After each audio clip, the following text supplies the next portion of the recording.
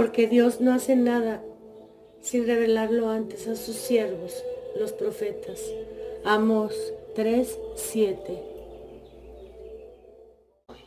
Iniciaremos en este audio dando lectura a unos fragmentos de 3 profecías. Iniciaremos con la Selet, de la cual solo daremos 2 frases muy importantes. Roma perderá la fe y se convertirá en la sede del anticristo. Después de una serie de advertencias continúa: la iglesia será eclipsada, el mundo estará en consternación.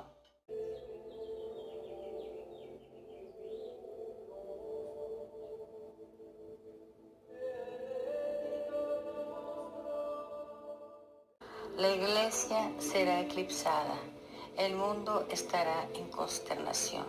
Citaremos también un extracto del exorcismo de su santidad León XIII. Cito: los más taimados enemigos han llenado de amargura a la iglesia, esposa del Cordero Inmaculado. Le han dado a beber ajenjo, han puesto sus manos impías sobre todo lo que para ella es más querido. Donde fueron establecidas la sede de San Pedro y la cátedra de la verdad como luz para las naciones, ellos han erigido el trono de la abominación, de la impiedad, de suerte que, golpeado el pastor, pueda dispersarse la grey. De las apariciones de Nuestra Señora en Fátima, solo haremos mención de que el tercer secreto que debió de haberse dado a conocer en 1960 o a la muerte de Lucía, lo que sucederá primero, nunca fue revelado. Y esto fue así porque el usurpador Roncalli se encargó de esconderlo donde nunca volviera a encontrarse.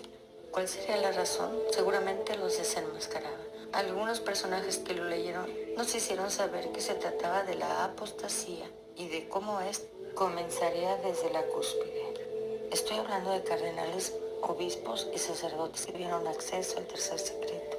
Después de la revelación del 2000, han surgido grandes dudas sobre de qué trataba el tercer secreto y la razón por la que se optó por desobedecer a nuestra Santísima Madre. En una biografía de su Santidad Pío XII podemos leer algo al respecto que nos dará idea de qué trataba. Cito: estoy preocupado por lo que le ha confiado la Santísima Virgen a la hermana Lucía de Fátima. El insistir por parte de la Santa Señora sobre los peligros que amenazan a la Iglesia es una advertencia divina contra el suicidio que representa alterar la fe en su liturgia, en su teología y en su alma. Siento en torno mío que los innovadores desean desmantelar la Sagrada Iglesia, destruir la llama universal de la fe, rechazar sus ornamentos y llenarla de culpas por su pasado histórico. Estoy convencido que la Iglesia de Pedro deberá reivindicar su pasado o de otra forma excavará su propia tumba.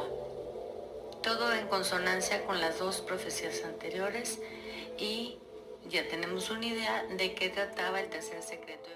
A estas alturas ya hemos dado lectura al tercer secreto que se dio a conocer a la diplomacia. Al ver que estábamos a punto de que se desatara la guerra mundial, este se dio a conocer diplomáticamente. Y vamos a leer solamente un pequeño párrafo. Un gran castigo caerá sobre todo el género humano, no hoy ni mañana, sino en la segunda mitad del siglo XX. Ya lo había revelado a los niños Melania y Maximino en la Salet, y hoy te lo repito a ti, porque el género humano ha pecado y pisoteado el don que se le ha hecho. En ningún lugar del mundo hay orden, y Satanás reina sobre los más altos puestos, determinando la marcha de las cosas. El demonio, efectivamente, logrará introducirse hasta la cumbre de la iglesia.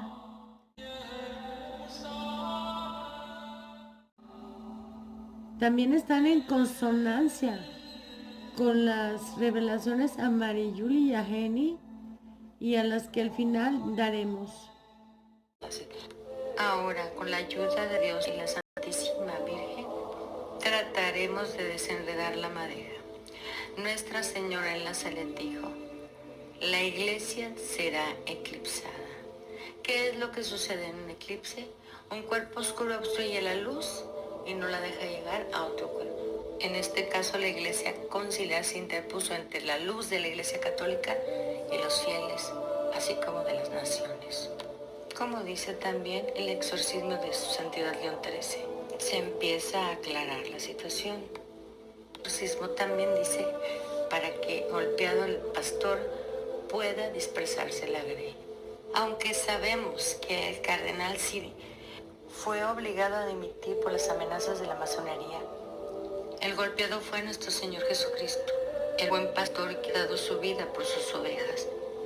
Y la razón de todos esos cambios, de todos esos sacrilegios, del manoseo, de la destrucción de los altares, de la profanación de los templos, de las reuniones abominables de Asís, en donde se le rebajó al nivel de un ídolo o de un pseudo profeta. Por esa razón estamos obligados a hacer reparación. Adoremos al único Dios verdadero que hizo el cielo y la tierra. Eres digno, Señor Dios nuestro, de recibir la gloria, el honor y el poder, porque tú has creado el universo, porque por tu voluntad lo que no existía fue creado. Eres digno de tomar el libro y abrir sus sellos, porque fuiste degollado y con tu sangre compraste para Dios hombres de toda raza, lengua, pueblo y nación, y has hecho de ellos para nuestro Dios un reino de sacerdotes y reinas sobre la tierra. Digno es el Cordero degollado de recibir el poder, la riqueza, la sabiduría, la fuerza, el honor, la gloria y la alabanza. Amén. Aleluya. Ave María Purísima, sin pecado concebida. Continuamos con la narración de los hechos consumados. Hace un siglo, un apóstata denominado o llamado el canónigo Roca habló de este concilio, o mejor llamado conciliábulo, y de todos los cambios que se llevarían a cabo. Asimismo, una señora llamada Bella Dodd, conversa del comunismo, dijo que ella misma había puesto más de 1000 agentes comunistas en los seminarios y que estos ya estaban en los más altos puestos de la jerarquía, los cuales mediante un concilio dejarían a la iglesia irreconocida. Recordemos lo que habíamos leído de Marijulie y Ageni para que vean cómo está concatenado todo. Yo os advierto, los enemigos de la fe y de la santa religión impondrán sus fórmulas en el libro de la sagrada celebración. Algunos de mis santos sacerdotes rechazarán este libro sellado con las palabras del abismo. Desafortunadamente, habrá muchos que lo aceptarán. El 10 de mayo de 1904, Nuestra Señora, la Virgen María, describió la nueva clerecía y la nueva liturgia. Ellos no se detendrán en su odioso sacrílego camino, irán muy lejos para comprometerlos a todos en un mismo tiempo de un solo golpe. La Santa Iglesia, el clero y la fe de mis hijos, con el concilio. Fue obligatorio, aunque dicen que pastoral, pero fue obligatorio. Cambiaron la misa, todos los sacramentos y nos obligaron a aceptar todas las novedades, que eran modernismo puro y duro. Ahora leamos. La dispersión de los pastores por la propia iglesia. Los verdaderos pastores serán reemplazados por otros formados por Satán. Nuevos dispensadores de nuevos sacramentos, nuevos templos, nuevo bautismo, nuevas órdenes religiosas. Y el 7 de julio de 1880, Jesús dijo a Marijulie, la iglesia será privada de su supremo jefe. Y también dice, aparentemente no quedará nada de los sacramentos, pero es aparente para todos los que dicen que ya no hay. Como parafraseando a Nuestra Señora en la Salet, está oculta. Continuemos con la tesis del cuerpo oscuro, que es la Iglesia Conciliar. Voy a citar a dos personajes célebres en este contexto. Cito a Monseñor Lefebvre en su discurso de 1974. Nos adherimos de todo corazón, con toda nuestra alma, a la Roma católica, guardiana de la fe católica y de las tradiciones necesarias al mantenimiento de esa fe, a la Roma eterna, maestra de sabiduría y de verdad. Por el contrario, nos negamos y nos hemos negado siempre a seguir la Roma de tendencia neomodernista y neoprotestante que se manifestó claramente en el Concilio Vaticano II y después del concilio en todas las reformas que de éste salieron. Aquí podemos constatar cómo Monseñor Lefebvre hace una diferenciación entre la Iglesia católica y la Iglesia conciliar, y ese es mi punto de mostrar. Cito de nuevo a Monseñor Lefebvre. El 29 de junio de 1987 dijo: el liberalismo se convirtió en el ídolo de nuestro tiempo moderno, un ídolo que ahora se adora en la mayoría de los países del mundo, incluso en los países católicos.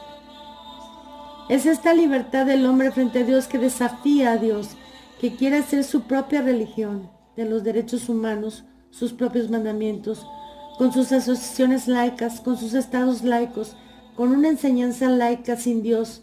He aquí el liberalismo. ¿Cómo es posible que las autoridades romanas fomenten y profesen este liberalismo en la Declaración del Vaticano II sobre la libertad religiosa? Porque no se trata de otra cosa, lo cual a mi juicio es muy grave. Roma está en las tinieblas del error.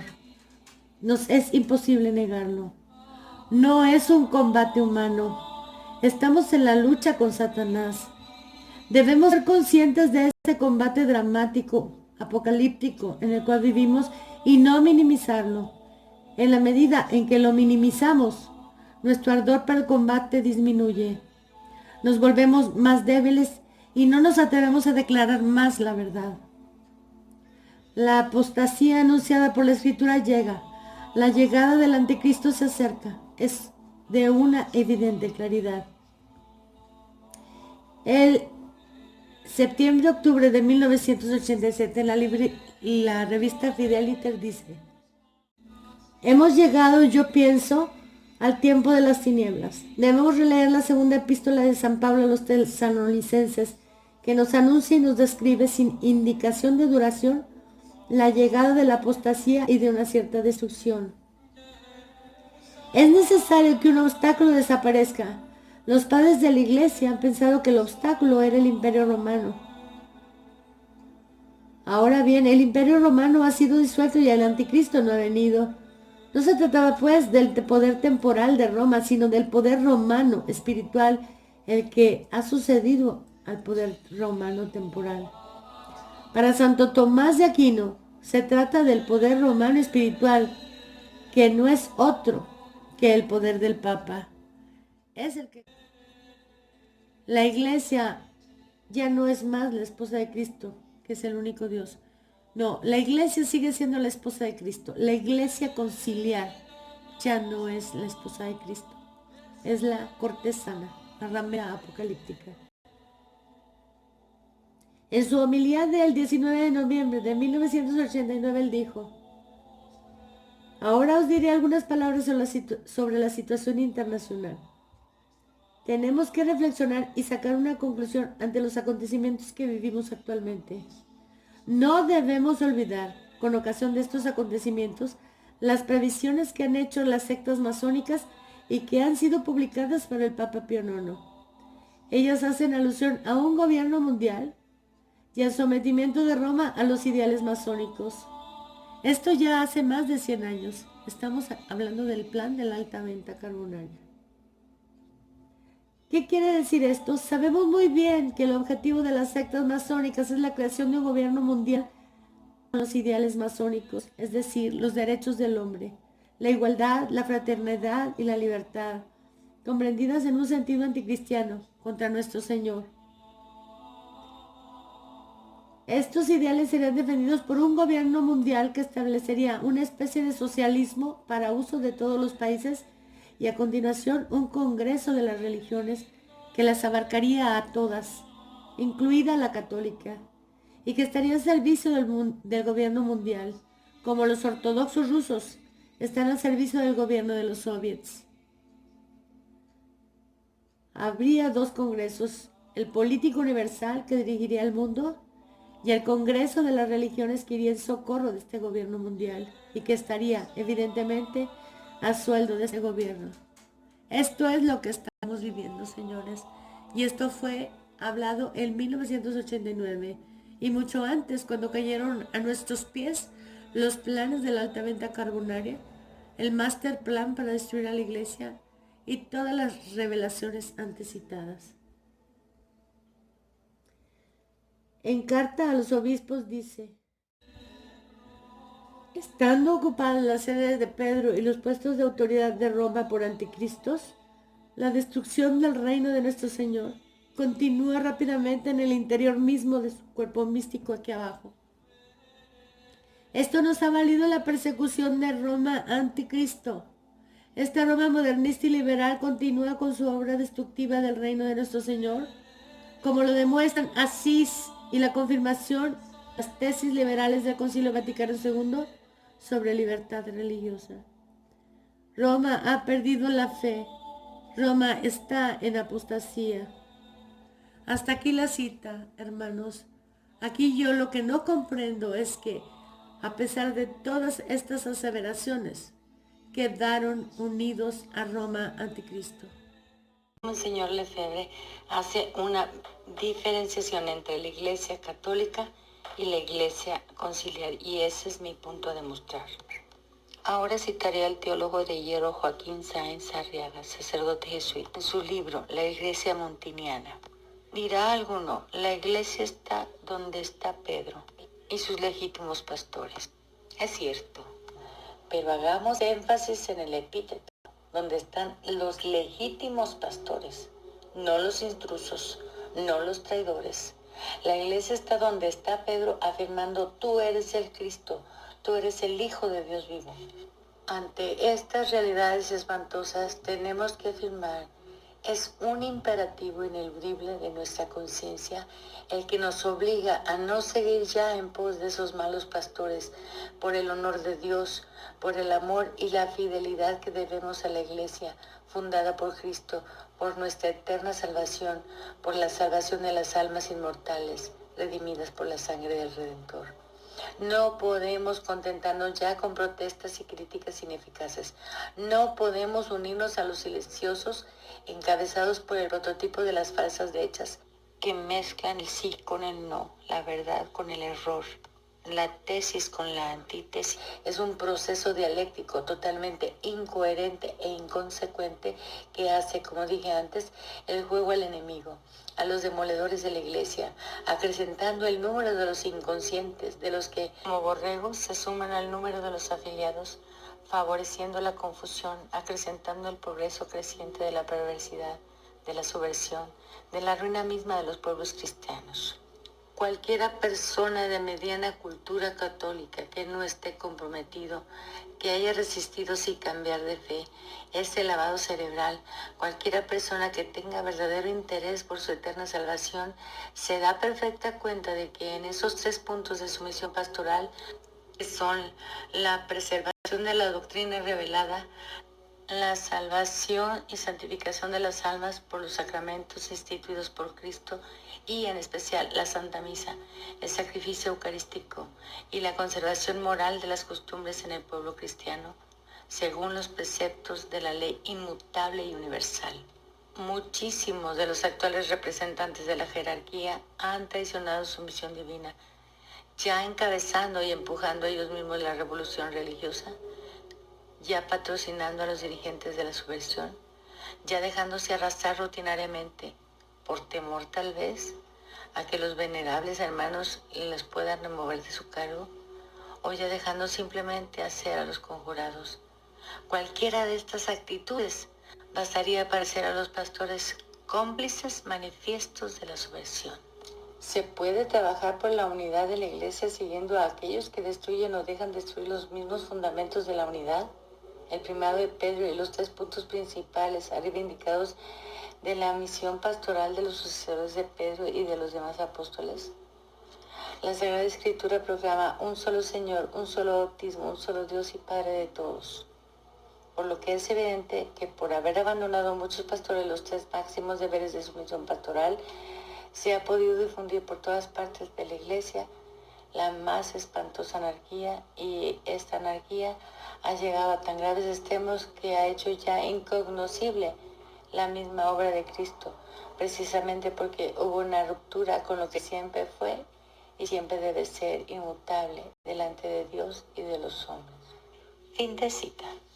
Aquí, desde el título del libro, Iglesia Montiniana hace una diferenciación directa de la Iglesia Católica con la Iglesia de Montini.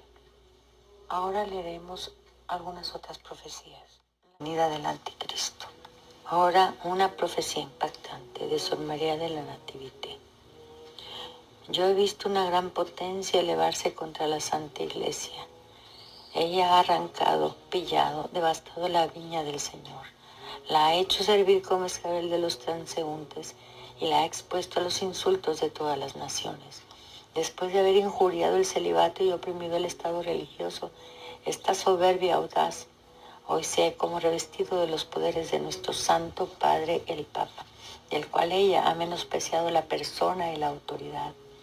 He visto tambalearse las columnas de la iglesia. He visto inclusive caer en un gran número de los que se tenía motivo de esperar más estabilidad. En los últimos tiempos se levantará una falsa religión contraria a la unidad de la iglesia. Esta herejía hará tal devastación que yo no creo que haya habido antes una tan funesta. Ella será acreditada, encontrará partidarios por todos lados, tendrá gran éxito, extenderá lejos sus conquistas y parecerá envolver todos los países y todos los estados en los que tendrá un aire magnífico y muy importante de bondad, de humanidad, de beneficencia y hasta de religión, en lo que será una trampa seductora para un gran número. Sus sectarios, para tener mejores resultados, afectarán al inicio un gran respeto por el Evangelio y la catolicidad. Aparecerán libros sobre espiritualidad que serán escritos por ellos con un color de devoción y llevarán las almas a un punto de perfección que parecerá elevarlas hasta el tercer cielo. Tampoco se dudará de la santidad de sus autores ni de sus partidarios, que se los pondrá por encima de los más grandes santos, quienes, según ellos, no habrán hecho sino desbrozar el camino de la virtud. Tendrán altares y templos donde sus sacerdotes tratarán de imitar los ministerios, las ceremonias y el sacerdocio de la religión, en las cuales mezclarán una cantidad de circunstancias extravagantes y supersticiosas, invocando o más bien profanando el santo nombre de Dios. Religión fundamentada sobre los placeres de los sentidos. Quizás se refiere a la emotividad y sensibilidad de algunos cultos. Estando su religión fundamentada sobre los placeres de los sentidos, despreciarán interiormente la vida crucificada, la mortificación, el sufrimiento, el ridículo que ellos tratarán de lanzar sobre los cristianos, que todavía habrá, hará caer y apostatar a un gran número, porque esta especie de persecución es tanto más terrible cuanto que está fortalecida por el respeto humano, el amor propio, una falsa vergüenza y sobre todo por las pasiones que nos llevan siempre del lado que más les favorece. Se escuchará hablar de prodigios y de milagros, de los ministros del error que de su lado no harán menos esfuerzos para ilusionar al pueblo con cosas sorprendentes, donde el demonio entrará muchísimo, hasta que después de su muerte también se pintarán sus imágenes en los templos y se dirá muy alto que una iglesia que produce semejantes santos y semejantes milagros es mucho más santa que la anterior. Don María de la Natividad dice que esta nueva religión aparecerá hacia el fin del mundo y en las vísperas del Anticristo. Para terminar,